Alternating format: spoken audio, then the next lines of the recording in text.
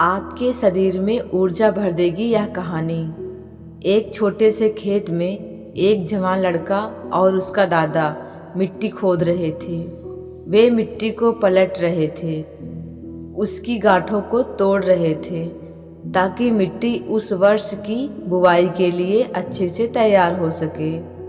उस काम में कड़ी मेहनत थी, लेकिन उनके सभी प्रयास एक अच्छी फसल प्राप्त करने के लिए आवश्यक थी।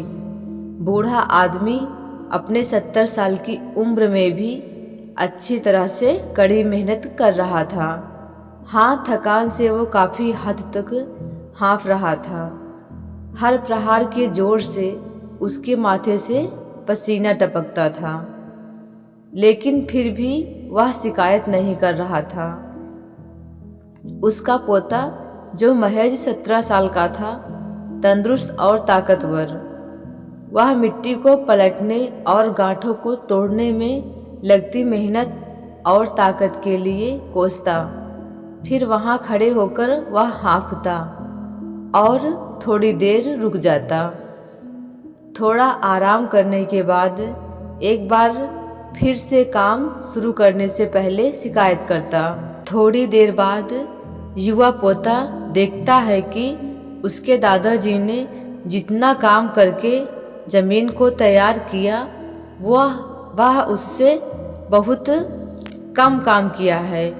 दादाजी, जब आप इतने बूढ़े हो फिर भी आपने मुझसे इतना अधिक काम कैसे किया? पोता अपने दादाजी से पूछता है। दादाजी ने उसे जो जवाब दिया उसकी उसे उम्मीद नहीं थी।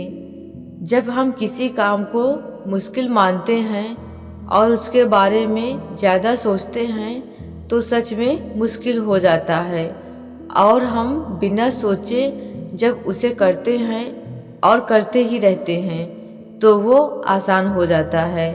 पोता थोड़ा अचंभित हो जाता है, इसलिए दादाजी अपनी बात जारी रखते हैं। जब हम अपना समय यह सोचने में बिताते हैं कि कोई काम कितना कठिन है और अभी कितना सारा बाकी है, तब हमारा मन बहाने बनाने लगता है। इन सभी चीज़ों के बारे में सोचना, अपने स्वयं के विचारों के बवंडर में फंसना ही उस काम को हमारे लिए बहुत ज़्यादा कठिन बना देता है।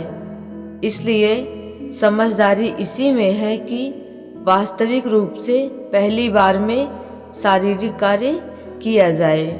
जब आप तय किए काम के बारे में ज़्यादा सोचते हैं और अपने दिमाग को नकारात्मक विचारों पर ध्यान केंद्रित करने की अनुमति देते हैं, तो आपकी गति उस काम को करने के लिए अपने आप धीमी होती जाती है।